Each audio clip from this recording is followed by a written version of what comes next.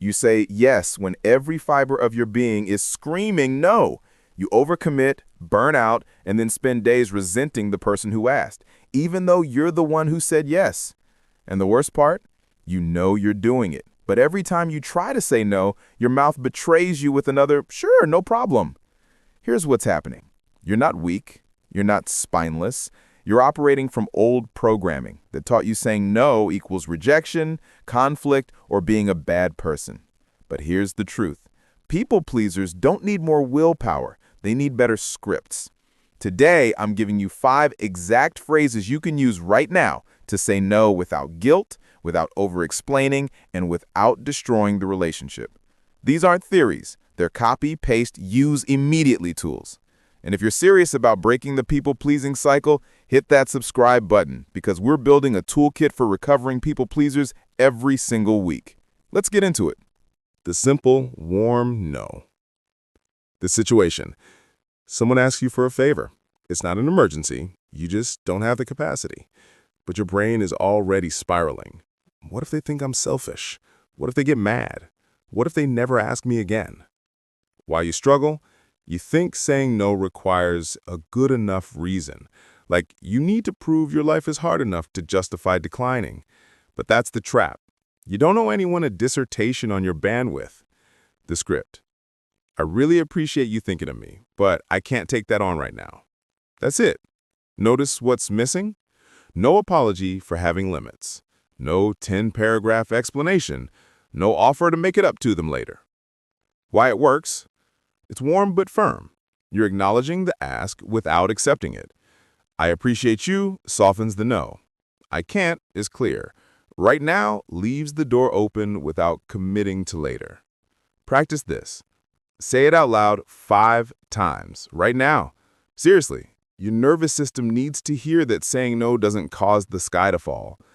I really appreciate you thinking of me, but I can't take that on right now. Memorize it. Use it this week. The no without explanation. The situation.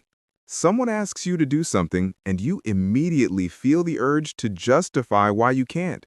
So you start listing reasons, your schedule, your health, your dog's vet appointment, anything to prove you're not just being difficult. Why you struggle?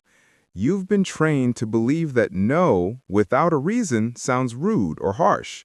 So you over-explain to soften the blow. But here's what actually happens. The more you explain, the more you invite negotiation.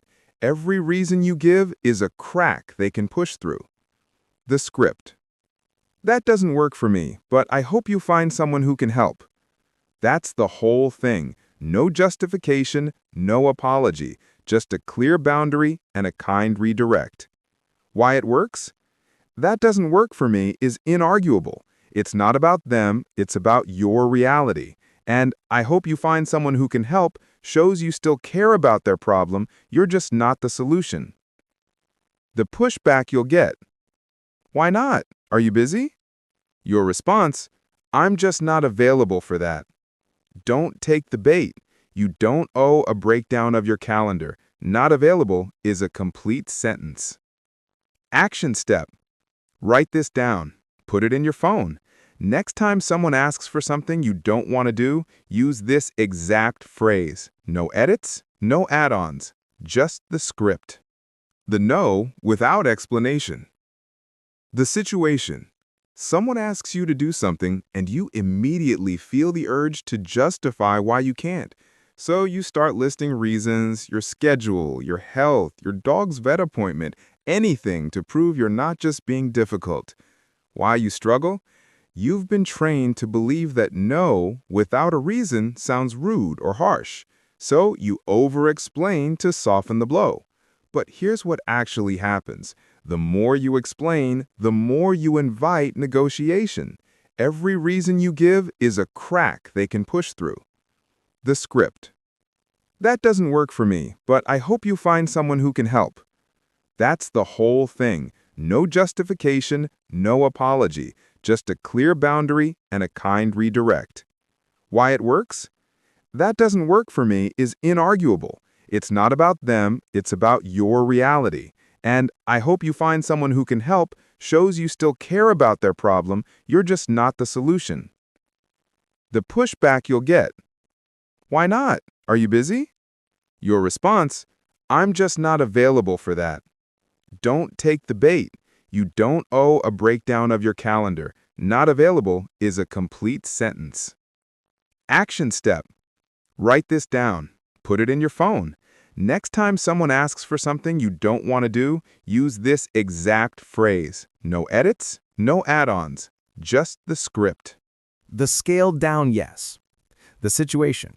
Someone asks for something big. Watching their kids for the weekend, planning the entire office party, being their on-call therapist. You want to help, but saying yes to the full ask will destroy you. Why you struggle? You think it's all or nothing. Either you do the whole thing and burn out, or you say no and feel like a terrible person. But there's a third option, the scaled down yes. The script. I can't do the full thing, but I'd be happy to, smaller version. I can't watch your kids all weekend, but I'm free Saturday morning for a few hours. I can't plan the whole event, but I can help you brainstorm ideas or pitch in on the day of. I can't be on call for you 24/7, but I can do a 30-minute call this week if that helps. Why it works. You're not abandoning them. You're not being selfish. You're offering what you can give without sacrificing yourself. And here's the key. You set the terms. You decide what help looks like. The mindset shift. Helping doesn't mean martyring yourself.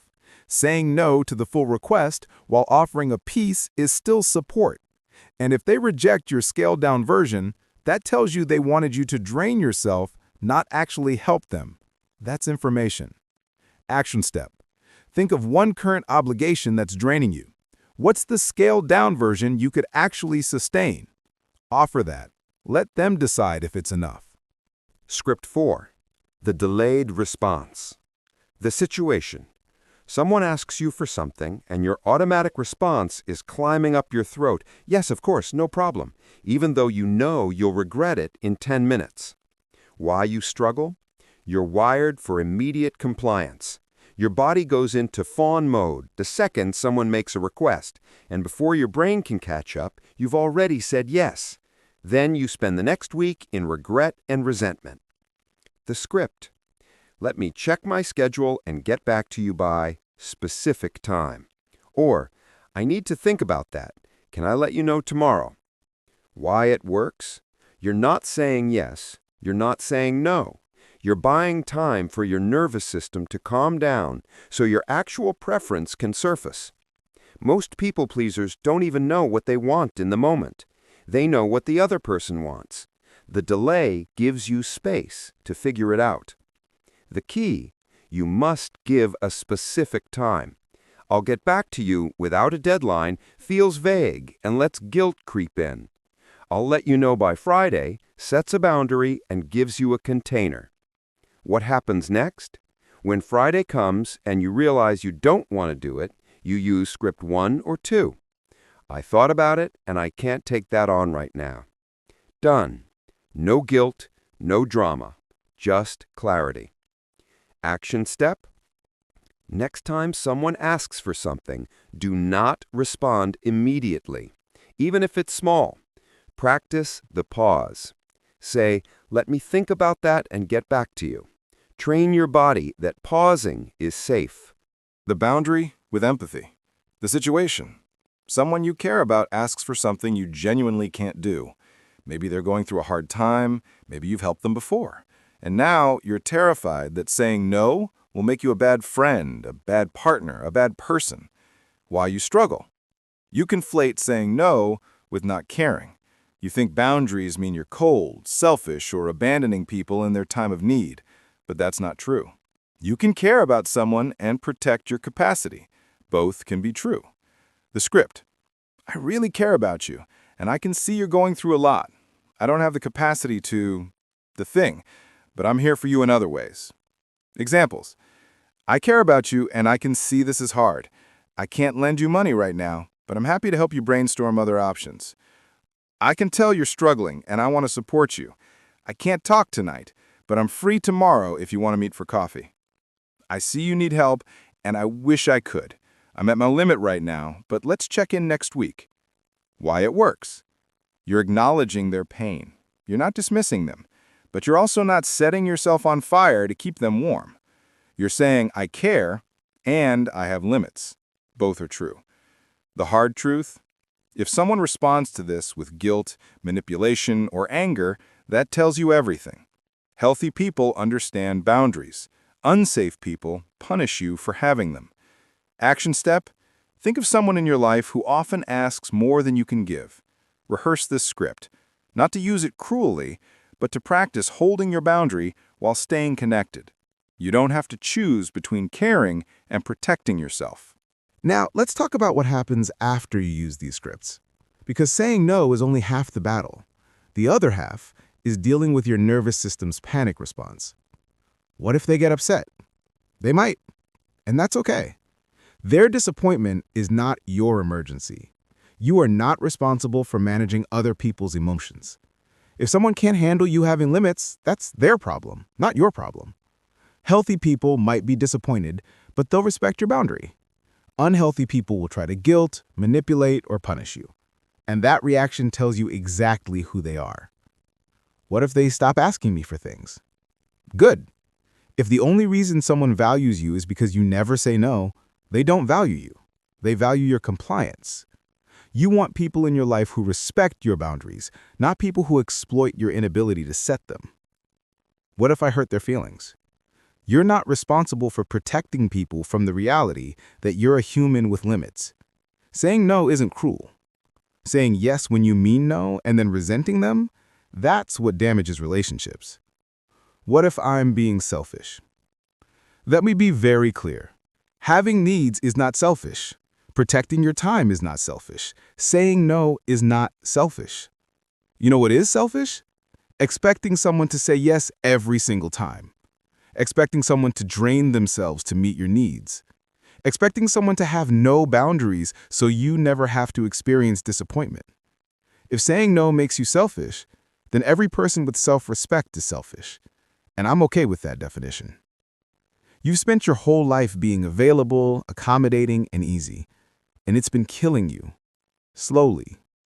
Quietly. You're exhausted, resentful, and invisible. These scripts aren't magic. They won't undo decades of conditioning overnight, but every time you use one, you're teaching your nervous system that saying no is survivable, that people don't abandon you for having limits, that you're allowed to take up space. So here's your homework. Pick one of these scripts, just one, and use it this week. Not 5, not all of them, 1. Because the goal isn't perfection, it's practice. You're retraining a lifetime of people-pleasing. Start small, start messy, but start. And here's the truth. The right people will respect your no. The wrong people will punish you for it. Either way, you win, because you finally know who's safe. If this helped you, hit that like button and drop a comment telling me which script are you going to try first. Let's hold each other accountable. And if you haven't already, subscribe to this channel, please do. Remember, you don't owe anyone access to you at the expense of yourself. Say it with me. No is a complete sentence, and I'm allowed to use it.